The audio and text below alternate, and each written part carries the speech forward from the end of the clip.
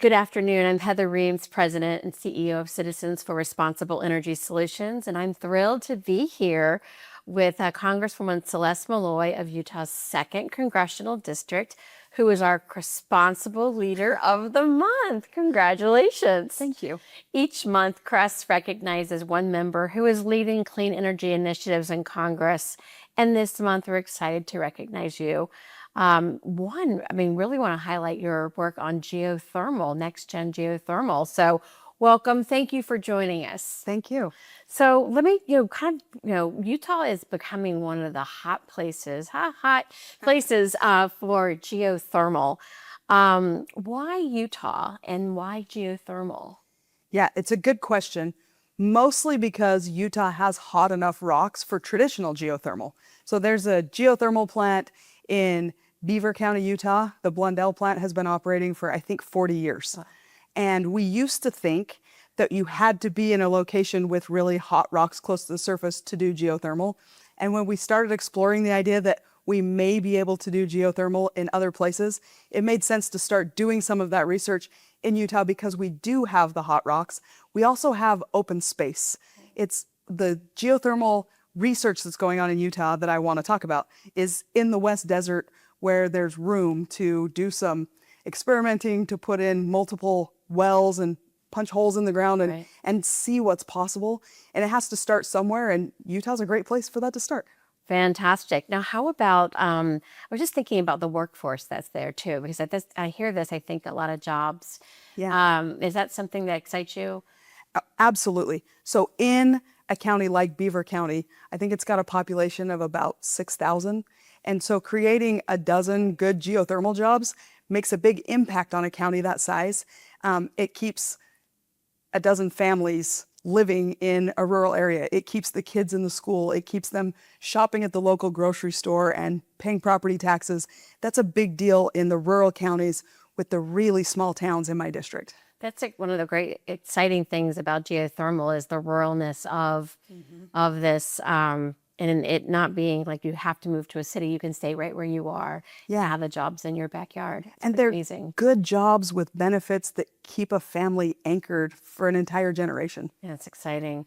So geothermal often, flies under the radar, but it's getting better known. I keep wanting to say hot, but it's getting hotter and hotter. Just use the puns. Just go. We're going to get CRESponsible to catch on, and we're going to talk about geothermal being hot. This is going to be great. May as well. They write themselves. So why do you think geothermal, why now is geothermal and advanced geothermal is taking off? Geothermal ticks all of the boxes we're always trying to tick when it comes to energy. It's renewable, it's clean, it's dispatchable, it's base load. You can turn it up, you can turn it down, you can use it to supplement renewable energy. In fact, in the West Desert, in my district in Utah, in Beaver County, we have biogas and geothermal and solar and wind and hydro. We talk about all of the above, and we're actually doing all of the above. Yeah. And there are limitations on most of those sources. On a dry year, it's hard to do hydro. When the sun's down, you're not doing solar. If the wind's not blowing or it's blowing too hard, you're not doing wind. But the rocks below the surface stay pretty darn consistent. And so geothermal is a solution to help make all those others actually workable. So you've got some bills in Congress, and you want to talk about, I think it's 2 of them. Is it 2 or 1 or one lead bill? I've got a handful of. You've got a handful of bills. So what are you trying to accomplish with legislation? So we've got the Geothermal Parity Act and the GEO Act, and those are the 2 that are really focused on geothermal specifically to try to put it on a level playing field with other energy sources. We really do need to produce a lot more energy in the coming decades than we're producing right now. And geothermal hasn't had some of the advantages in permitting and even in financing that some of the other sources have had. So we're trying to put on a level playing field so that even traditional oil and gas companies that want to get into geothermal can, instead of saying, well, we have a better advantages doing oil and gas than we do geothermal, they can just do both and find out which things make sense where and keep moving forward on producing energy. The focus needs to be on making sure that we have the energy we need to meet the energy needs of the future, not on which sectors are winning out. Makes a lot of sense. And prospects for bipartisanship on your bills? I'm very hopeful that we can get bipartisanship. I am a co-chair of the Build America Caucus, which is focused on these kinds of issues. What do we need to be building in this country, and what's standing in the way of doing it? And that is a bipartisan caucus. It was actually started by Democrats, and they invited me to join. And I'm really excited that we're working together on these infrastructure and energy problems that have been partisan in the past. But I think we're ready to be bipartisan. We all recognize that we've got to be prepared for the future. Well, I want to congratulate you on your now being elected to be the Western Caucus chair. Thank you. And we're talking about rural America and energy. This is a really kind of a core piece of the tenets of the Western Caucus, talking about this. So what does this mean to be leading the Western Caucus and being a representative of rural Utah, and now being an all the above representative of energy? Yeah. I mean, everybody who knows me knows that rural issues are near and dear to my heart. And I have been a fan of Western Caucus a lot longer than I've been a member of Western Caucus. I always hoped I would get a chance to lead it someday. I didn't want to do it quite this soon. I actually got to lead because of some tragic circumstances. We lost a good friend who was the chair. But I'm excited to take the things that Doug LaMalfa was doing and keep moving them forward. And you're right, Western Caucus is very much aligned with the things we're talking about here, of making sure that we're producing energy and that we're creating jobs in rural areas. One of my colleagues pointed out to me that the reason Western Caucus is so important is that rural America will never have enough representation until all of rural America stands together. We just don't have the votes in rural America alone, but we have rural scattered all over the country. Yeah. And all of those, small town main streets need the same things. They need jobs, they need affordable energy, they need affordable housing. And we're tackling all those issues at the same time with Western Caucus, and it unites people all across the country. We have members from New York and from the Deep South and from the actual heart of the West, and a lot of Californians that, sometimes California isn't in step with the rest of the West. And it's a good vehicle for bringing people together and getting them focused on the issues that matter in all of our districts. Well, a lot of energy ends up being from rural America. Yeah. Right. If you're thinking about, all the above, your hydro is usually there, wind, solar, geo, all of it. Right. And then even thinking about the mining that's there, usually in rural America as well. So rural America has a massive role to play in, making, energy dominance for America. Yeah. It's where we have room for a lot of these projects. It's also where I think we just have this work ethic of, we're going to roll up our sleeves and figure out how to do this. I talked about Beaver County earlier. The Fervo project is there, and it's there because the Forge project is there. So the University of Utah started the Forge project doing research on how to produce more geothermal energy in places we didn't always think it was possible. And then that attracted the Fervo project that's adapting oil and gas drilling technology to geothermal technology to figure out how we can have a really small above ground footprint, but a large below ground reach. And sometimes the barrier to geothermal is that it's going to take up space in places they don't have space. Figuring out how to do it like we do oil and gas, where there's not much above ground, but you've got a large reach below ground, opens up places that aren't like the rural areas in the West. So we have the space to do the experiments. We have the people who are willing to go out and try things. And then once we develop those technologies, we can sell them to other parts of the country and other parts of the world, Right. where being energy dependent makes the world a less safe place. I mean, think some of our Asian partners. They're close to China, and they are reliant on either China or Russia for a lot of their energy needs. If they can have a small above ground footprint, because Asian countries don't tend to have a lot of space, but then they can produce their own energy, and it's below ground where it's kind of defensible and not vulnerable, then that makes a big difference in geopolitics when these countries can produce their own energy. But that's something that we have the ability to do the research and development on, and then export those technologies. Right there in Utah.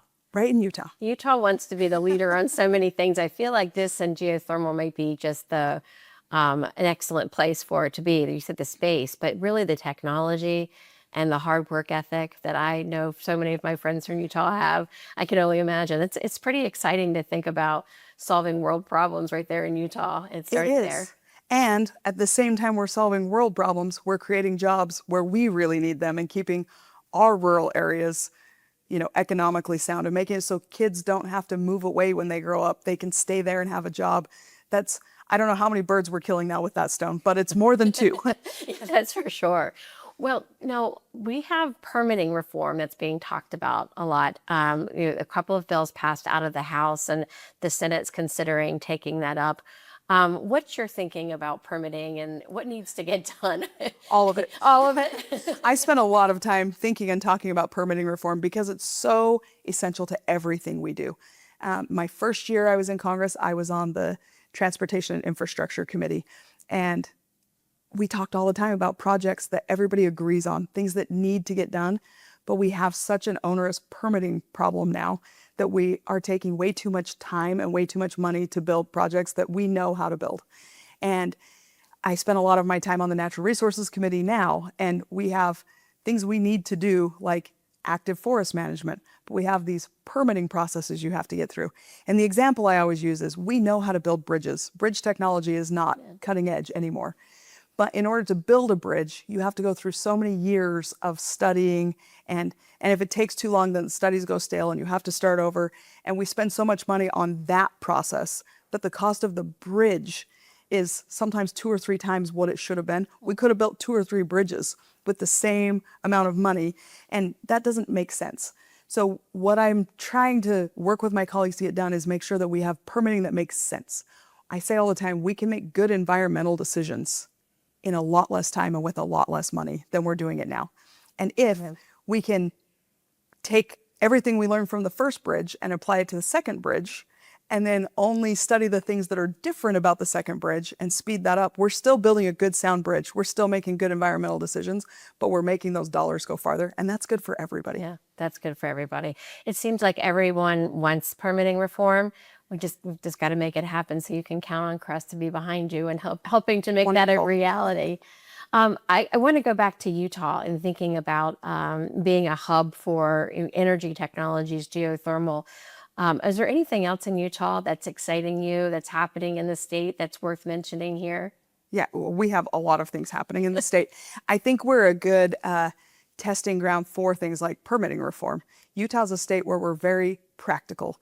We love our natural resources. We want to protect our natural resources. We also want infrastructure. And I think we're uniquely positioned to lead the way in how we can do permitting reform, energy production, all of these things, do it well, and pilot these things, show that we can make good environmental decisions in a lot less time.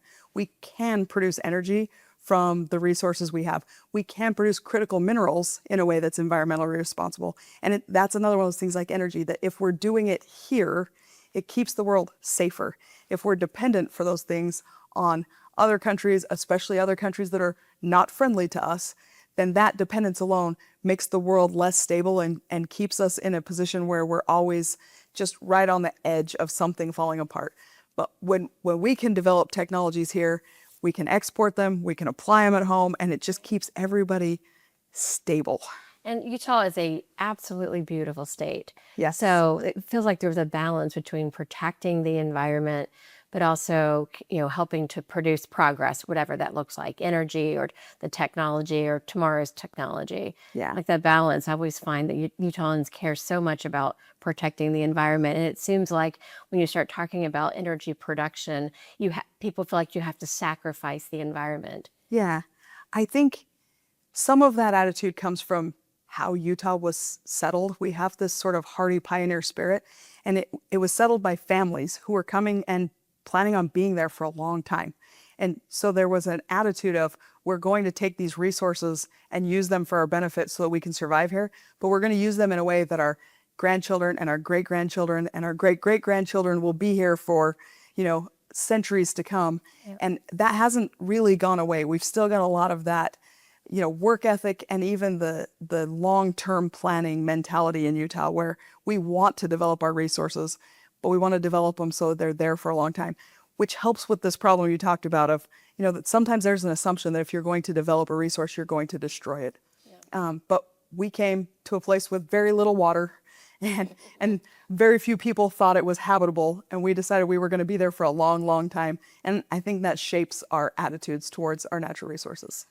Utah, breaking new ground, doing it differently, but doing it wonderfully at the same time. Well, even our state song says Utah people working together. And that's what we do. It all ties together. Yeah. Well, congratulations on both your chairmanship of the Western Caucus and for being a responsible leader, especially a responsible leader. We're going to solve all these problems responsibly, and we're going to make geothermal hot. Well, thank you so much for being with us. Thank you.